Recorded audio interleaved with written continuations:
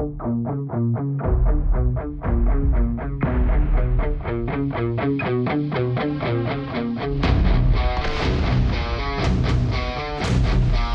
back to the Middle of Culture. I'm one of your co-hosts, Peter.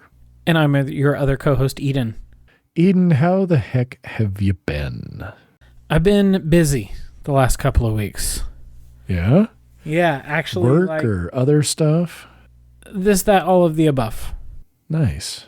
You know, trying to stay busy. Work has been a mess lately, but it is what it is.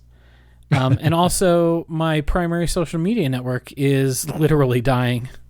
So, trying to figure out a new social media home for this kid is an adventure. So, what is your primary? Is it Twitter still? I'm a Twitter person. Yeah, I'm a Twitter person. Okay. And, yeah, I don't know. Elon is just driving that ship straight into the buried reef, isn't he? Yeah, did you hear about what happened this weekend? Oh yeah, the you can't see anything if you're not logged in, and if you're not, quote, verified, which means, you know, the sucker who pays him for your blue check mark, you can only see what, 600 tweets a day or something? 600 posts a day, yep. And it wasn't loading right. And well, so did you hear why it wasn't loading right? I heard about how they didn't pay their Google bill and were trying to get their stuff off the Google servers, which was a big part of it. No, so the main part of it is Twitter is being run so catastrophically incompetently at this point that they DDoSed themselves. Oh, yes, I did read about this. So, you know, I was listening to, there were some developers who were looking at this and realizing that the scroll bar in the side of their browser was flickering. Mm-hmm. And so they went and they checked the network traffic, and something was set up on the back end where it couldn't log in, but then it was trying to log in, and it was doing this hundreds of times a second. And so there was so much traffic trying to go to Twitter because of some of these stupid changes where things hadn't been set up correctly, that basically browsers were just making hundreds and thousands of requests to Twitter that it just couldn't keep up with. Jesus. So. This is what happens when you fire, 7/8 of the company and run it on less than a skeleton crew. Well, yeah, it is.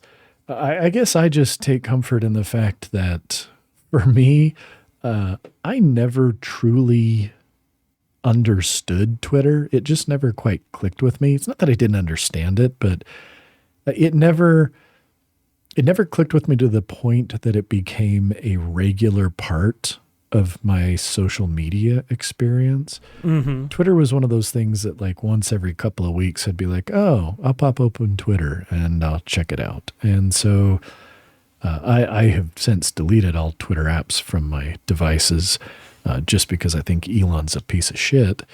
But, fair. But I never really used it, so I haven't felt the sting of that social media. The one that is kind of killing me a little bit is I was a daily user of the Reddit app Apollo. Oh, you got burnt by the Apollo death. Yeah, with good old Steve Huffman over there at Reddit taking cues from Elon and deciding that the way to run a social media site is to take a shit on everyone and everything there. Reddit has kind of been falling apart as well, which that's the one that bums me out. So you're a Redditor, huh? I mean, I'm a Reddit lurker, but I was pretty regular in looking at Reddit, and, there were a bunch of subs or subreddits that I followed. Apple-related ones, some tech-related ones, music-related ones. Like the Steam Deck subreddit was a great place to go if you had a Steam Deck and you wanted to see interesting things people were doing with it. The Asus ROG Ally subreddit, again, another good one for gaming stuff. And so I didn't post a whole lot, but I did enjoy kind of keeping tabs on what was going on and a lot of things that I find interesting. And, the Reddit official app is so horrifically bad. It's garbage. It's absolute garbage. Yeah, it really, really is. And so, like every third post is some fashy ad for the fucking military, and I keep reporting them for violence because that's what the U.S. military does, is inflicts violence upon the world. So I keep reporting these ads as threatening violence, and then they're like, okay, we won't show them to you anymore, and then it keeps showing them to me. Yeah. Yeah, so the good news, I guess, is that my social media consumption has diminished significantly since Apollo died. I guess that's sad but fair. Yeah. Yeah, as a I don't know how Twitter became mine, but Twitter was mine. I think that I like the function of this is 280 characters or less, and it's anonymous in a way that things like Facebook and Instagram simply aren't. Yeah. And I really have used it extensively for a lot of years, but so now when Elon first bought it, a bunch of people were like, now's the time to migrate to Mastodon. Mastodon sucks. I'll just tell y'all right now. Because here's the thing about Mastodon. Mastodon tries so hard to be the safe, like no triggers social media, that if you are just a regular person, you will piss the Mastodon regulars off and they will like blow up in your menchies. Like you can just mention a food item without putting content warning food, and people will get mad at you being like, this is gonna trigger someone's eating disorder, and you're like, dog, if I can't fucking say that I ate a tuna sandwich without triggering your eating disorder, that's a you problem, not a me problem. So, like, that is the culture that Mastodon has built. Fetid. Wretched. No, not for me. So here's one thing I'm going to say. Now, what server are you on? I tried like 7. I tried 7 different instances, and all of them were garbage. So I'm on one that I haven't seen that same problem. And so I don't... Personally, I have seen enough of that to know that, yes, you are 100% correct. I agree. That is a huge problem with the culture of Mastodon. But the instance that I am a member of and I'm on, and then the people that I follow there, I don't tend to have much of that go on. But at the same time, I, again, am very much a lurker. I have not yet, and I think this is the same thing with so much social media in my personal life. I post very rarely to Instagram. I do have some cool pictures from a hike that we went on and stuff last week up in Mackey that I'm going to throw up at some point. But, I'm like on Instagram, I post, like I look at Instagram every day, but I post, I don't know, once a month, something like that. And it was kind of the same way with Mastodon and Twitter. I don't feel like I ever have anything meaningful to say or contribute. So I don't. That's fair. And so I think that's why I pop open Mastodon and I'll scroll through and look at things maybe 2-3 times a week and see if there's anything interesting. But it definitely hasn't. It has problems. It has significant problems that need to be overcome. And I'm curious to see what is going to happen with the imminent release of Instagram Threads. Imminent? It's open now, bro. Oh, did it? Did it drop? I knew that it was supposed to be coming, but I hadn't. It came out 2 hours ago, and I am not going to sign up for it, because here's the thing. Mark Zuckerberg, go to hell. I give you too much information already. I have a Facebook account. I have an Instagram account. I will not be signing up for a third service from you. Screw you. Facebook is the worst company on the fucking planet. No, you're getting nothing from me, Zuck. But I have seen, because here's the thing. Twitter goes down on Saturday. On Wednesday or Tuesday of last week, right before Twitter went down, I finally got a Blue Sky invite. So I was able to sign up for Blue Sky. I have not gotten one of those yet. I signed up a while back, but I haven't ever gotten I got it from a friend. You can't, the waiting list, too long. The waiting list is not going to get you on. You have to wait till someone has an invite code they can send you. A friend sent me an invite code, so I was able to watch the Twitter meltdown from Blue Sky, which was pretty delightful. I'm not going to lie. But so I don't like that Twitter's going down. I don't like Blue Sky. I don't like the people who run Blue Sky, but I like them better than I like Meta. So if it's between Threads and Blue Sky for me, it'll be Blue Sky. But people on Blue Sky are signing up for Threads as well and then screenshotting the sort of things that you get from Threads. And here's the thing. The reason I like Twitter, and I think the reason why Blue Sky is going to work for me, is because everyone's unhinged. Everyone is just like little gremlins, and that is just the way that the site works, is that you're all little gremlins saying whatever pops into your brain, whether it makes sense or not. And that's just how I navigate Twitter, and that's how my friends navigate Twitter. It's just a whole lot of shit posting and just nonsense. Sure. From what I'm seeing about Threads so far is that it is going to be an influencer site. That's what I kind of think they're going for, because they're like, that's where the money is. And those are the worst people alive. Mr. Beast is the worst person alive, and if I ever saw him, I would slay him in the street. So that's the sort of person who's going to be using Instagram Threads. Mr. Beast, Jake Paul, Logan Paul. So I will not be found on Instagram Threads. No, sir. Well, hopefully Blue Sky works. Yeah, it's working okay so far. We'll see. I don't know. What I need to spend more time on is Co-Host, which is a blogging platform, sort of like a Tumblr, but that is extremely open source, is run by people who are actually very cool people who want to make a better thing for a better internet. So, like, philosophically and practically, I should just spend more time on Co-Host. So, here we are. There you go. Well, what else have you been up to? Anything you've been checking out lately that you wanted to share or update us on? Oh, would you like an update on Final Fantasy 16? I think the listeners demand an update on Final Fantasy 16. All right, here is how I feel about Final Fantasy 16. It's a good game, not a great game. I think that the action is really good most of the time. I think that there are problems with the storytelling in this game.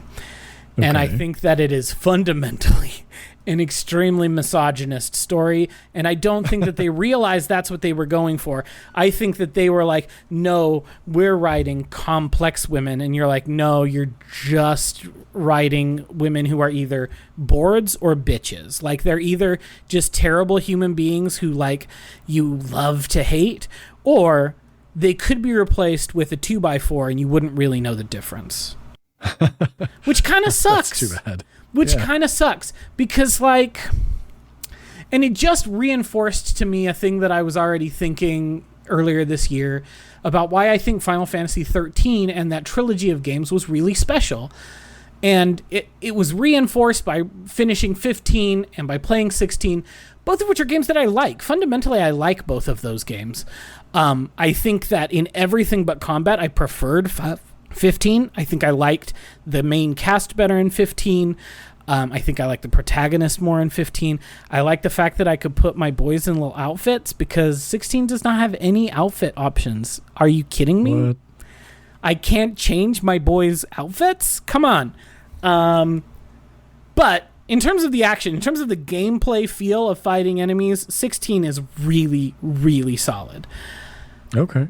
But neither of them hold a candle to 13, because they are about, like, fundamentally, both of the main characters in 15 and 16 are like defenders of the status quo, complimentary in the game's language. Like, these are both, and not necessarily in 16. He is a revolutionary in 16. He's explicitly an outlaw, but he's also like a duke or a marquess, like the child of like a of a marquess, like your royalty, your nobility. It's hard for me to take you serious as like a man of the people when you are literally a noble.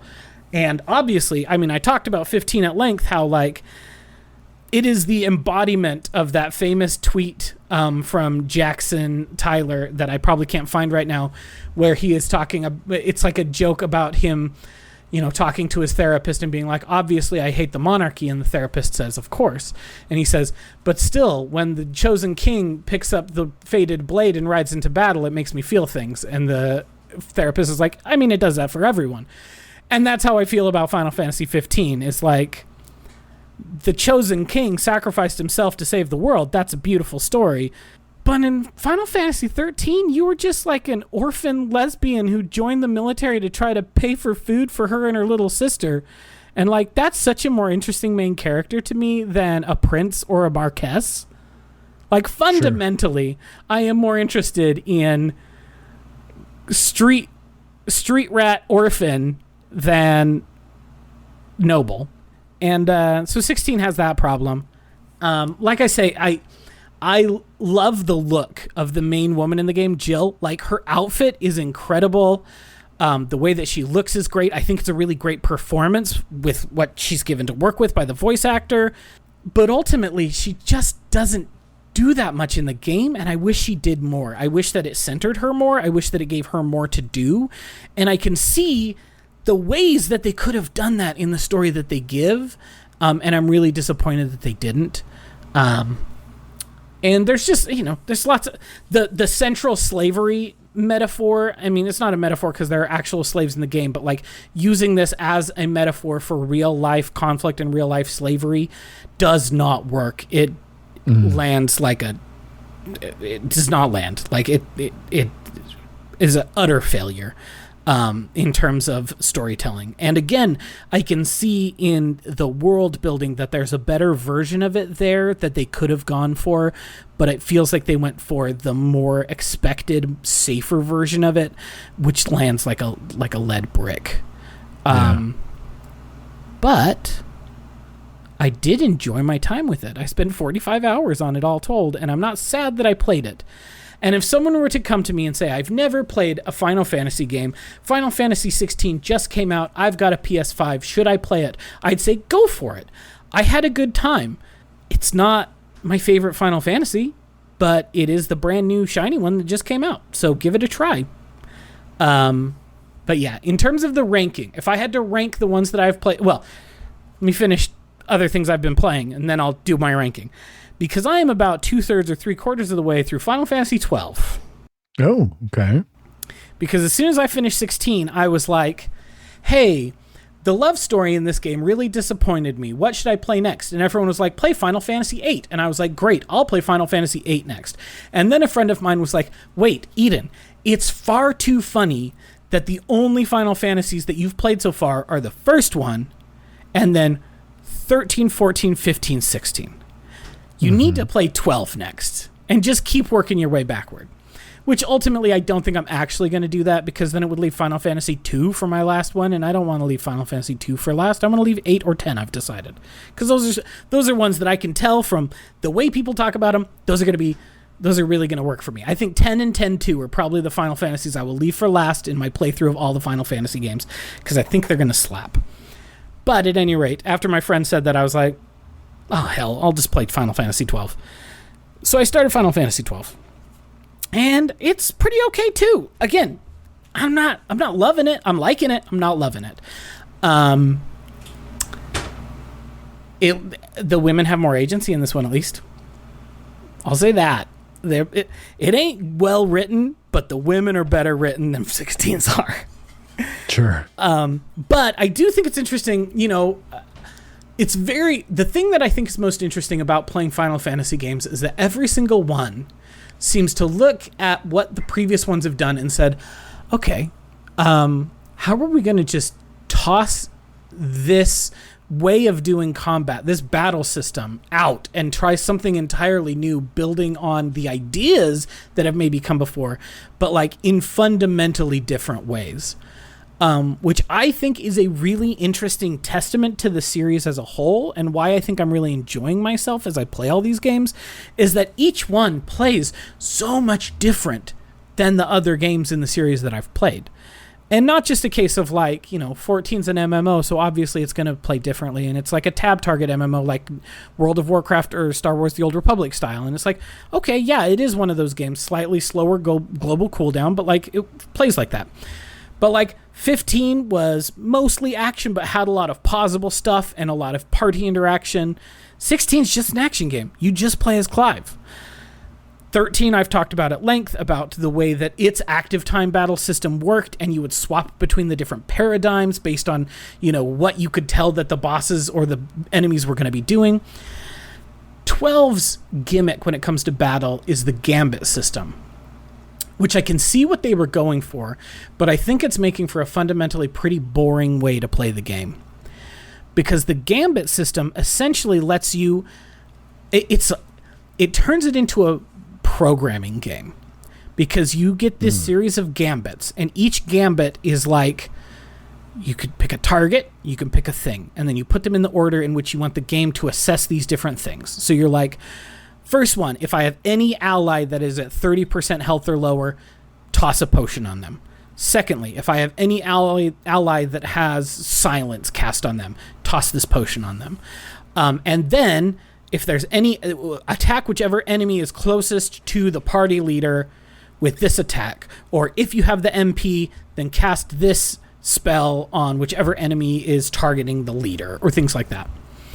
So it's like, okay, so I can, because it's a it's a 3-person party, so you can set up the other 2 people in the party with this list of, programming rules for them to do.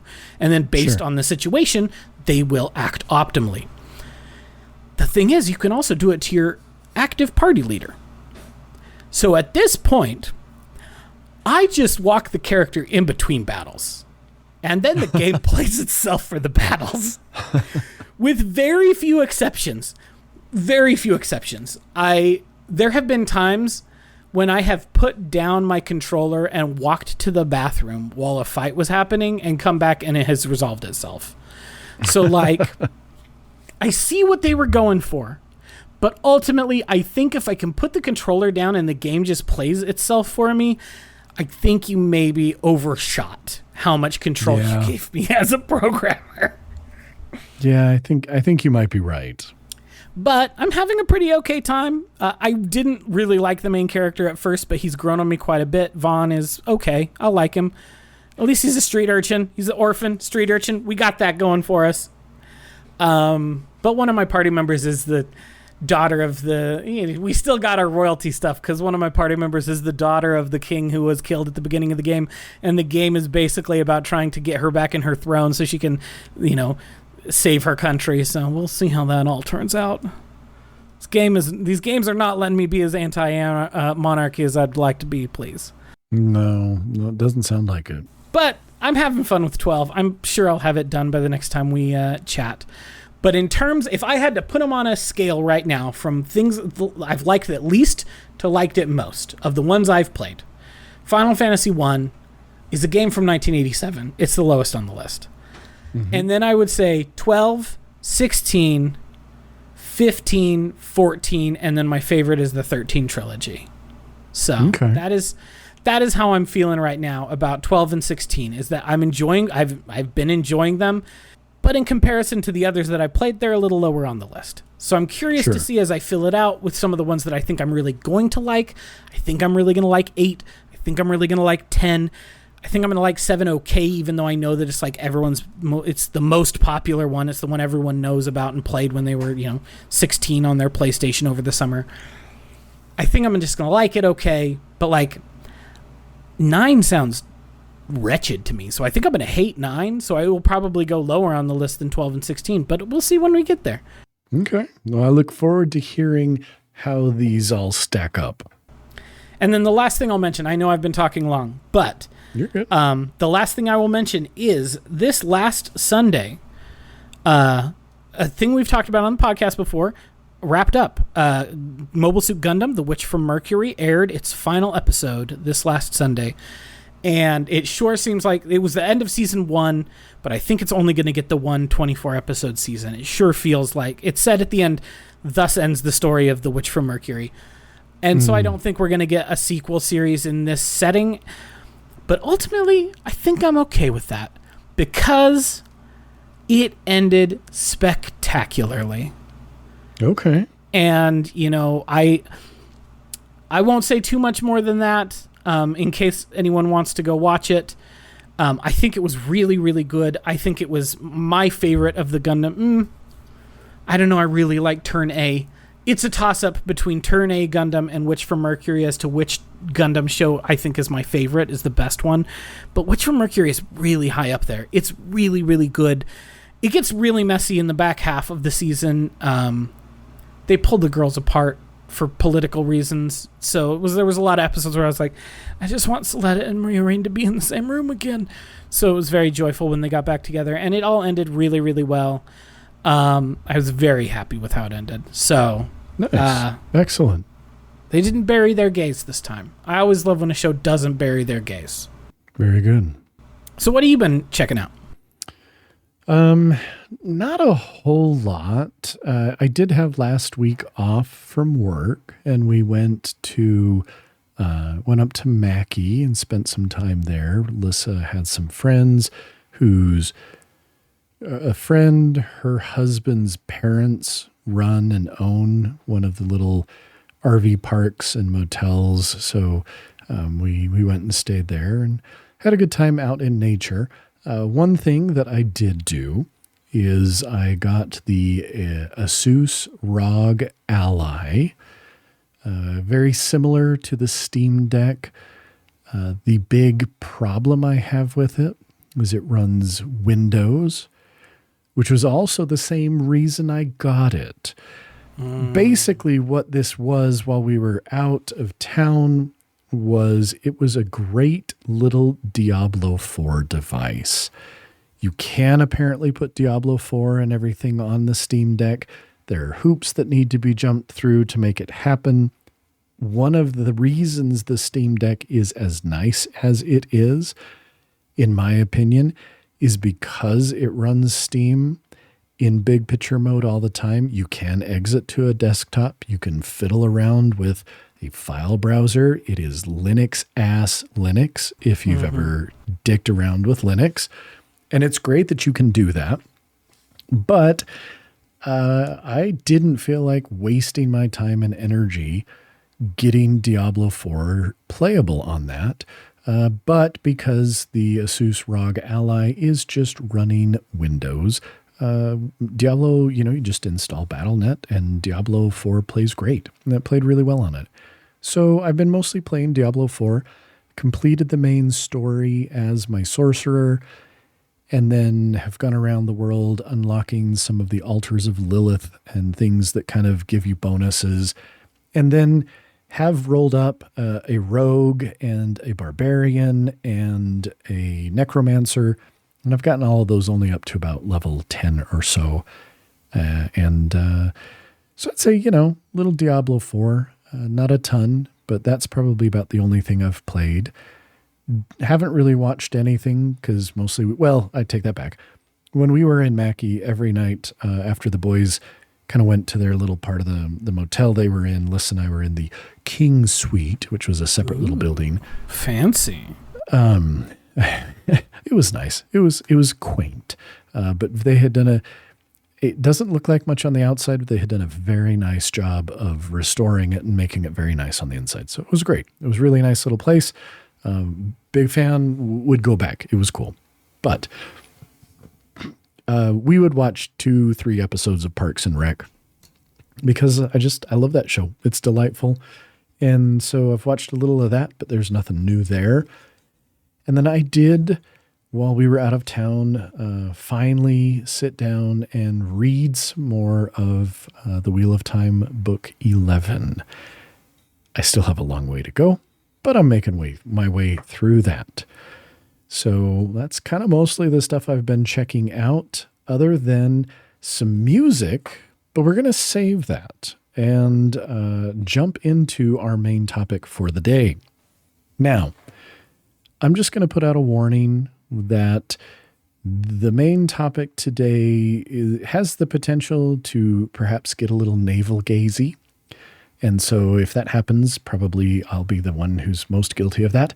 But hey, what we're going to talk about today is music, and just music in general or in specific. But the reason I kind of wanted to bring this to Eden and we wanted to talk about this is one of the things that I have heard a lot online in some podcasts I listen to, even including a podcast that I listen to that is two kind of metalheads who will go and do a deep dive into metal albums, both older and newer.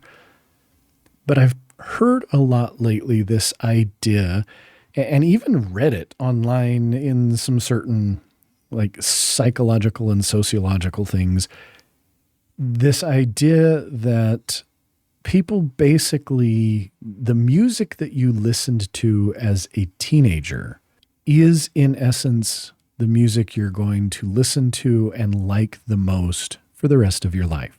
And I have heard that and read that, and every time I do, I think that is a load of bull. But that's for me.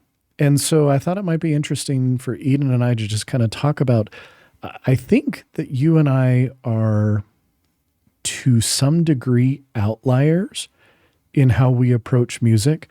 Perhaps both the kind of the amount of music we listen to, but also just a lot of different things in which I kind of look at it and say, no, I think we're different than a lot of people. If this is at all common, and common enough that I've heard it multiple times, again, people don't generally like new music. People listen to what they kind of listened to growing up, and that's what becomes their favorite, and they stick with it. I don't know. I thought it would be interesting to talk about why we like music so much, why we've had multiple episodes just talking about music, why music is something that is such a sizable part of our lives. And then maybe, how do we experience music? What is it that, how do we do that? Because I think in our current, how do I put this? I'm just going to say this. The all-you-can-eat streaming services, Spotify, Apple Music, whatever, I love how accessible they make new music for me. Mm-hmm. But I also think that for a lot of folks, and I think at times for me, it has made music just like a commodity. It's disposable. So there's so much of it, and it's so easy to have access to it. And hell, you don't even have to have any one of these things. You can just go on YouTube much of the time. And so I think that has kind of devalued music to some degree. And I just thought it might be interesting for us to kind of talk about why, again, kind of how we approach it and how we feel about music in general, and then maybe some specifics. So I don't know. Yeah. If that's completely confusing, whatever. But Eden, what are some of the thoughts you've had since I introduced this to you, 2 weeks ago when we wrapped up? So I was curious about it. I was like, I've heard this vaguely. I heard an NPR story about it when I was riding in the car and didn't have a better thing to listen to than NPR. I had seen it had come up in popular conversation or popular culture or conversations with people. So I wanted to look into it a little bit. And there are a few studies that have been done academically.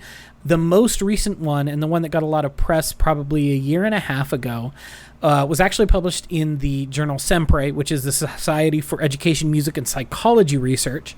And it's entitled A Cross-Sectional Study of Reminiscence Bumps for Music-Related Memories in Adulthood.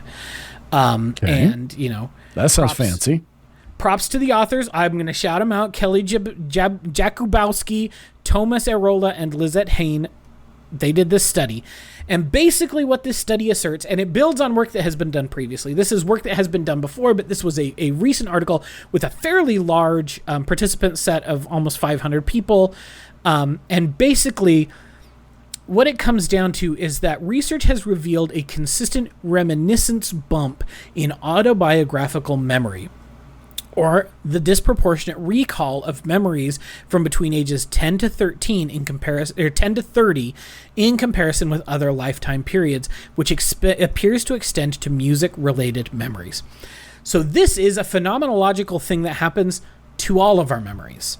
You know, the memories that are the sharpest in our brains, whether we are 18 or 82, which were the ages that they looked at for this this study, the most salient memories are adolescence and early adulthood.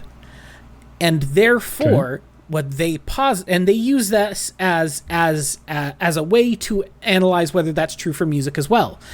And it seems to be true that the music that people remember, the music that people feel the most excited about listening to, and that causes the most cognitive positive responses in their brains, are music that they listened to when they were teens and early 20s. Okay. And so basically it is this, and that is what these scholars are proposing, is that this music works in this idea of this reminiscence bump. In other words, there is something about the music that brings back positive memories, strong emotions that we felt when we were listening to those musical those music, or that music. I don't know why I was saying those. And so it is because of that that for so many people, the taste kind of crystallizes in that moment, because that is where you have those positive interactions and those positive associations in your brain. Okay. So the question is, why didn't it happen to us? And I have a theory. Yeah, because... But do you have a theory? And first of all, I want to just thank you for your... academic inquisitiveness to go and look that up.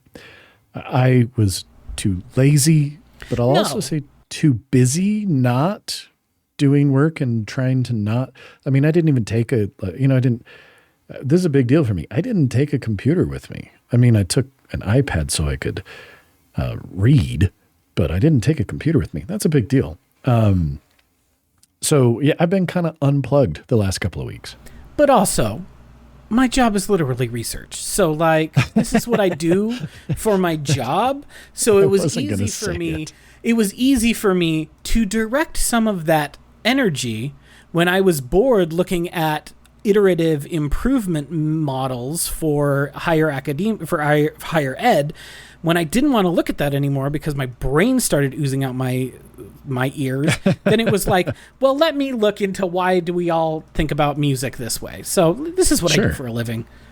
Don't give me more props than I deserve. Hey, well, still, I appreciate you giving some credence to, or at least some more actual information about this thing that I've just kind of heard. So I would love to hear your theory as to why this is perhaps not how we were impacted, at least in terms of music. What were we both doing online in the early 2000s? I mean, writing music in medical reviews. School. Oh, we were writing music reviews. So here's why. How did I forget about this? Here's why I think that this didn't happen to us, because we, from a young age, when we were making those types of reminiscence bumps memories, we were thinking critically about music. We weren't just listening to music because we liked it or because it made us feel good. We were thinking and writing critically about music when we were creating those music habits. And therefore, I think that contributes to why we have kept thinking about music from that critical perspective. Fascinating. That's my theory. I did not even think about that. I think that's an excellent theory. I love that. Yeah. So tell me about I mean, how do you approach listening to music? Tell me a little bit about that. Something new that sparks your interest. You hear about it, you read about it, it's recommended, something like that. How do you kind of approach that whole experience of I am finding new music? Yeah, I used to spend a lot more time like reading and actively looking for new things when it comes to music. But I think that I have fallen prey to the very thing you were talking about earlier, the commodification of music to a certain extent. It's just so easy to pop open Spotify. And every Monday morning, Spotify looks at what I've listened to for the last however many years and extrapolates that out and says, well, if this is what they've been listening to, I think these are things that they might like. Sometimes it's very wrong. Sometimes that Discover Weekly playlist is useless. But often, I will listen to my Discover Weekly playlist nearly every Monday. That's how I usually start my Monday mornings at work. Is I get to work, I start working, I start doing whatever project I'm working on, and if I'm not in meetings, I'm usually listening to my Discover Weekly playlist on Monday mornings. So that is often how I discover new or new to me music. And to a certain extent, it kind of becomes a self-fulfilling prophecy because it recommends to you things that it thinks you're going to like based on the things that you've already shown interest in, that you've listened to multiple times or that you've added to your library. So it does tend to find things like that. However, my taste is eclectic enough and my listening habits are wide enough that it still pulls a pretty wide... It casts a pretty wide net when it makes that Discover Weekly playlist for me. And I rarely find more than one or two new, and if I find a song that I like, then it's a question of, is that on an album that I like? Mm-hmm. Because if it's just a song that I like, but I don't like the rest of the album, oops, I forgot about it. Because I'm an album listener. I always have been. I'm just not a singles person. I don't have any playlists that are just songs. I just have albums. So if I find a song that I really like, then I'll go through and listen to whatever album it comes from. If I like the rest of the album in a comparable manner to the way that I like that song that was on the Discover Weekly list, then great. Then I will want to find more about that artist and like see what else I can find and start to pick at the seams of the Spotify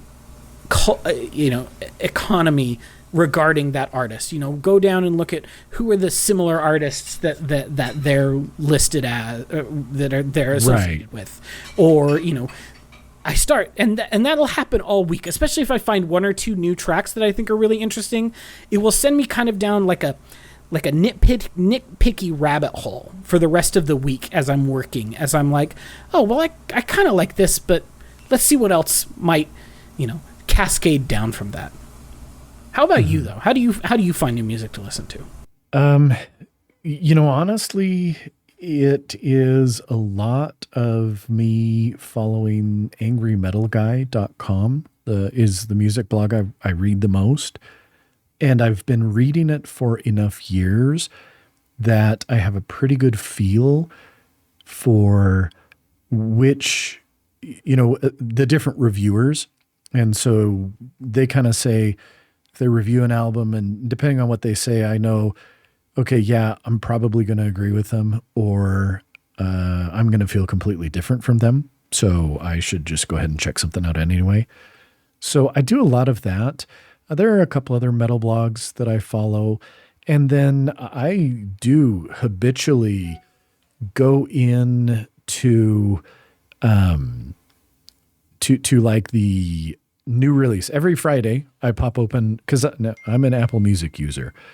And there are good things and there are bad things about that. The good thing is I'm already paying for Apple Music as part of Apple One and for my whole family and blah, blah, blah, blah, blah. One of the good things and bad things is Apple Music's generated playlists are dog shit. Oh, are they? They're absolutely atrocious. So much so that I don't ever even bother to check them out anymore.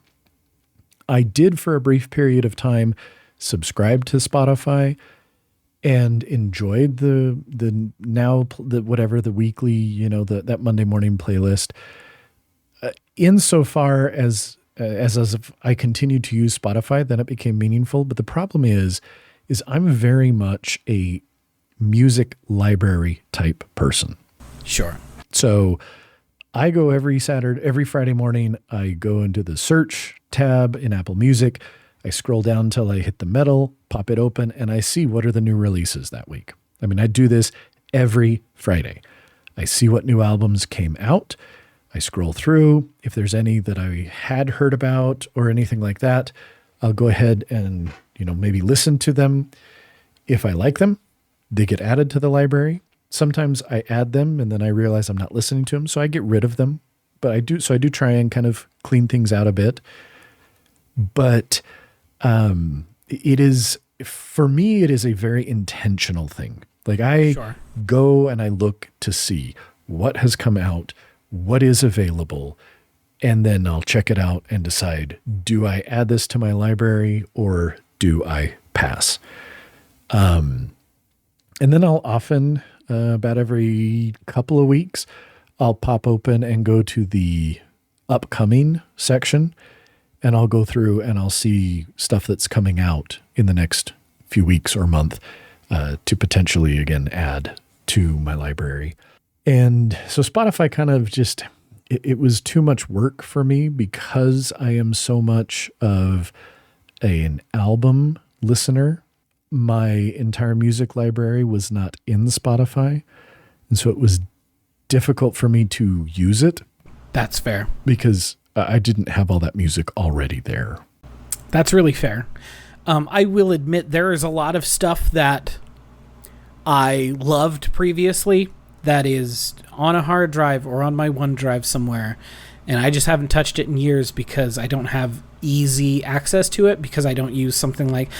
Should I just set up a Plex server and be able to stream all my music from a Plex server? Yes, my internet's not quite fast enough. It would stream music fine. The thing that keeps me from setting up a Plex server is I would like to use it to stream video. And first off, I got to get fiber optic internet, and I just tried to find out the other day if we could finally... We got all these things, like 6 months ago saying, hey, fiber optics in your area, fiber optics in your neighborhood. And I tried to go sign up for it, and they were like, your house doesn't even show up on the map. And I'm like, my house is the oldest house in this neighborhood by 60 years, so it ought to be on the map. Because my house was built in 1901, and the rest of this neighborhood was built in the 60s. Holy cow. So what's going on here, guys? But so I don't have fast internet. So my sizable MP3 collection just kind of chills on my OneDrive, and I don't think about it very often. So yeah. I think that's why, and it's got pluses and minuses for having the kind of loose listening habits that I have developed. It means that I can always find something interesting I want to listen to, but it means that I don't return to music very often these days. I simply don't. Sure.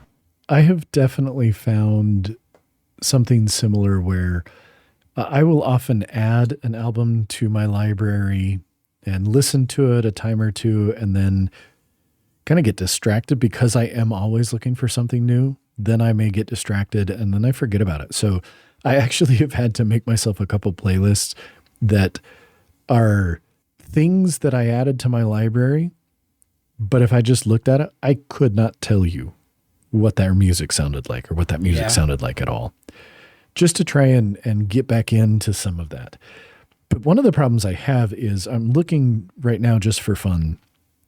And so my library in Apple Music is 45,701 songs. Christ. So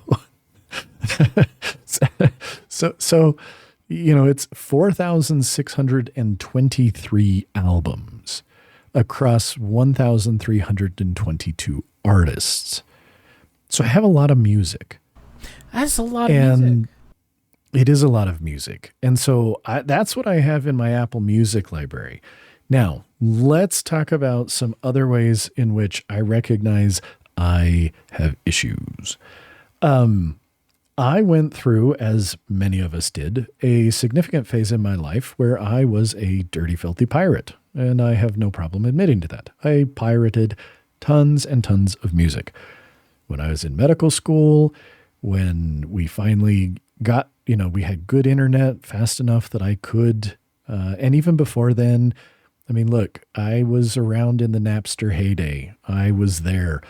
I used Kazaa. I used BearShare. I used LimeWire. I did all that stuff. And eventually I got to a point where I'm fortunate enough that I could begin to buy music. And so while I frequently add music to my library through Apple Music, I also am one of those people who, if I listen to it and I'm like, okay, I like this quite a bit, I actually buy it. And I generally buy it. My first choice is always Bandcamp. So I buy a lot of crap on Bandcamp. Sure. Perhaps an embarrassing amount. I think if I were to tell you in my Bandcamp library, I have purchased 2,564 albums on Bandcamp. And then if Bandcamp doesn't have it, I will often buy it on Koboos. So I use Koboos. It's kind of like Tidal or one of those lossless, potentially higher res services. And you can buy from them the music, and you'll get it in different file formats. And I always just pick the lossless FLAC, highest res, whatever. Sure. And so I'll put those. And then all of those things I put on a network attached storage. And on that NAS, I have Plex running. So I'll listen to that music through like Plex Amp, which is, a special, it's a Plex app specifically for listening to your music library. I also use Rune. I don't know if you're familiar with Rune. So Rune, you put on. Yeah. So, I have Rune running on my NAS and pointed at my music.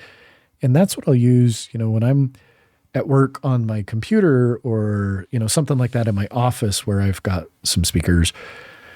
Don't ask me how many speakers I have in my office. Let's just say for funsies, there are 4 subwoofers underneath my desk in my office.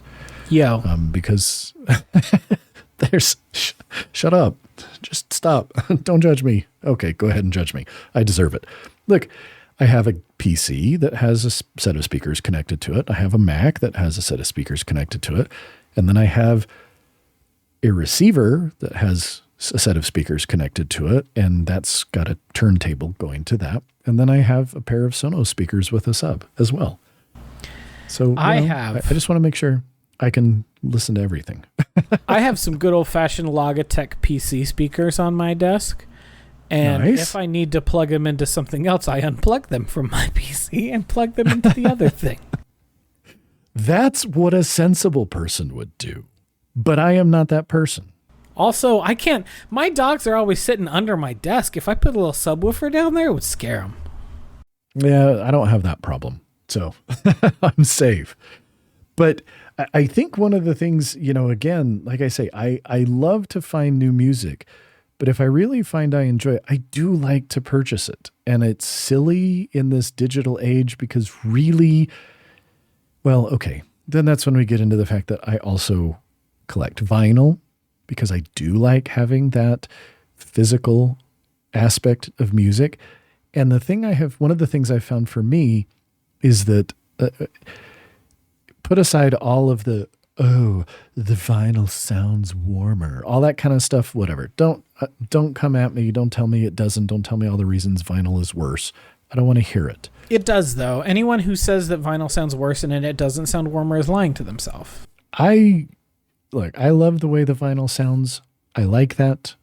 There's something about it. Maybe it's the nostalgia of growing up with our mom listening to vinyl. She had so many records.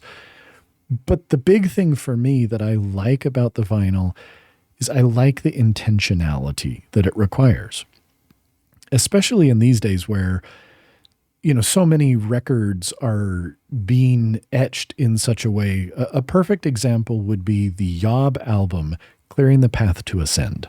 Okay. That album is 4 songs. It is literally one song on each side of 2 records. And they're granted, they're longer songs. They're close to 10 minutes plus minus, depending on the song. Still but kind basically, of a pain, though. Well, but see, when I really want to intentionally listen to music, I enjoy that. I like putting the record, putting the needle down, sitting back, listening to that one song, and then knowing I got to flip it over. So I don't know. Part of that for me, and again, that's one of the ways I enjoy listening to music is that intentionality that very much. Now, look, I have music on all the time. At work, it can very much be a passive thing. But when I really, really want to listen to it, I like that kind of more active experience to the point that, yes, I have to get my butt out of the chair and walk over to the record player and lift up the needle and turn the record over and then put it back down. And so I think that that's one of the reasons why I get as into music as I do, because I do often get very intentional with my listening. Does that make sense? It does. It does. I can see how the record would enhance that intentionality. I love the sound of records, but I know that is an expensive road that I should not walk down.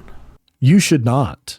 You are correct. I simply have enough other collections of things that is not a thing that I need to, with which I need to engage. I have decided that for myself.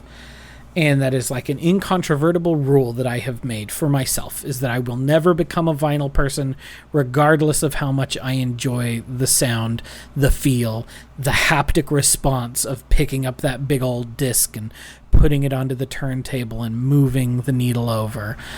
Can't do it. Yeah. I don't blame you at all. It is, I definitely hit a point where I had to force myself to really say, okay, do you like this enough that it is worth it buying the vinyl? Because I admit that I found myself going through a phase where it was like everything. Oh, well, I want to add that to my library, so I might as well buy the vinyl. And I was letting myself fall into the trap of, vinyl can be hard to come by these days. There aren't very many places that can print those records.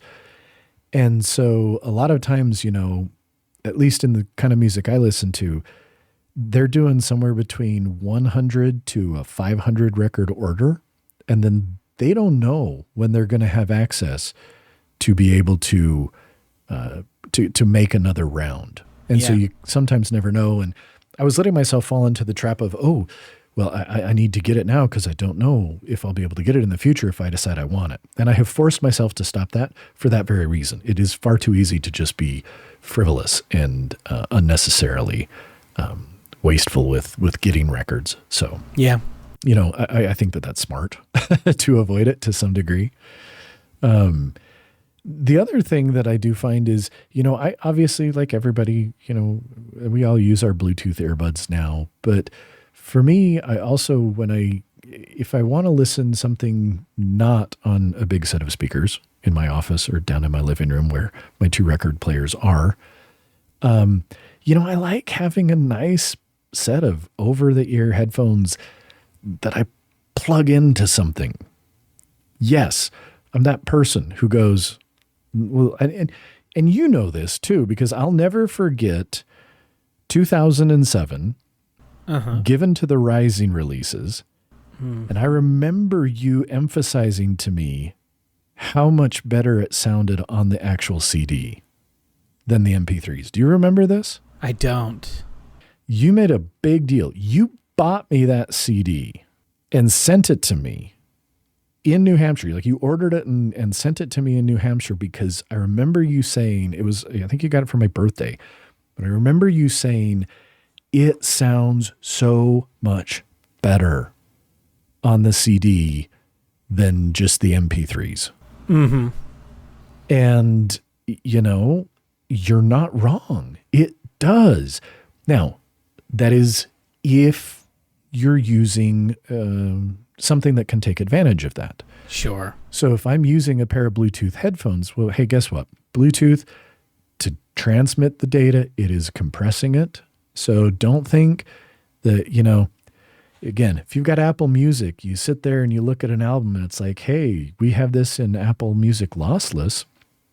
If you're going to be listening on a pair of AirPods or, you know, whatever Bluetooth headphones, please do not listen to the lossless, because it becomes lossy when it is being compressed so that it can be sent via Bluetooth to your earbuds.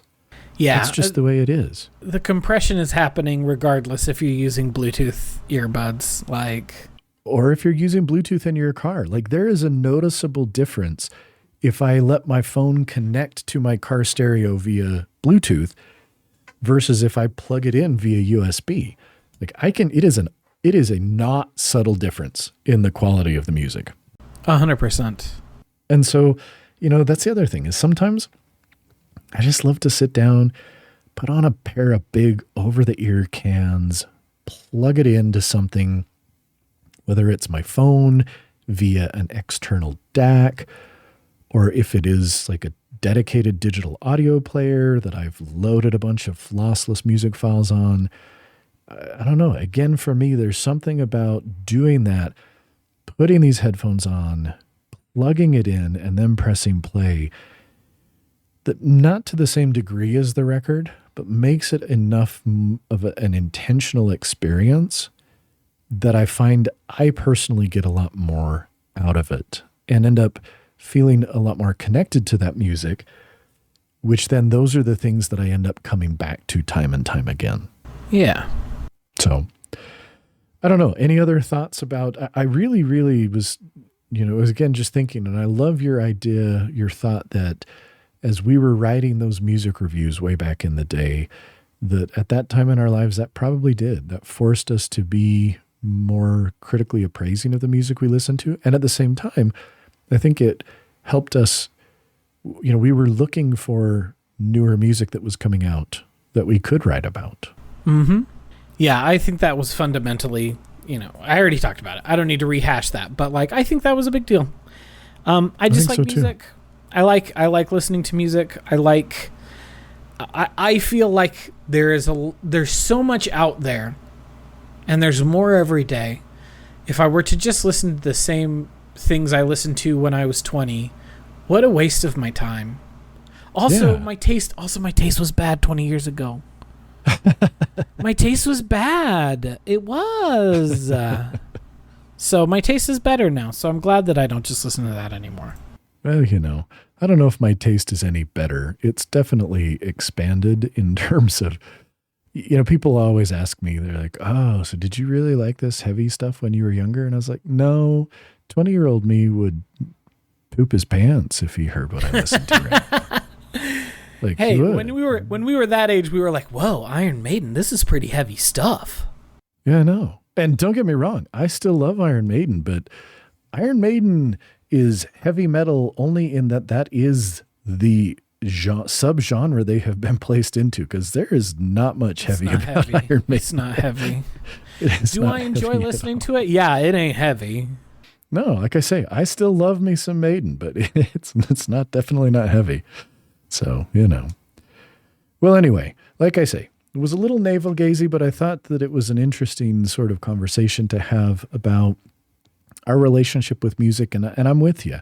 I love it. I love music. I'm listening to music all the time, either passively, but also the reason I think I love music so much is that for me, at least, I will take that time to really put on some headphones or put on something and focus on the music and not do anything else. Just listen to music.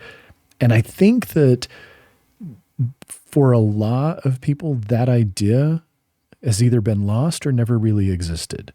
That music is there to kind of fill the interstices of their lives, but it isn't a central portion. And I think that is one of the things where you and I, you know, we're different than some other people in that while absolutely music can fill in those interstices, it also at times is the focus. It is the activity. It is what we are engaged with fully. Yeah. And I think that enhances how much, and is part of the reason why we like music as much as we do. Yeah, I agree with you. Well, I think that's all. We're going to go ahead and wrap it up today and just kind of close by thanking people who are listening. Again, if you enjoy this, please leave a review, drop us a rating. That definitely can help. The more ratings and the more reviews that are positive, it makes this bubble to the top. It makes it easier for other people to find it.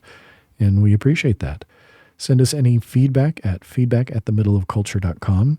And until next time, maybe go and just try putting on some headphones. Doesn't matter what kind they are. Or put yourself in a room and listen to music and don't do anything else for a few minutes. Just listen to the music.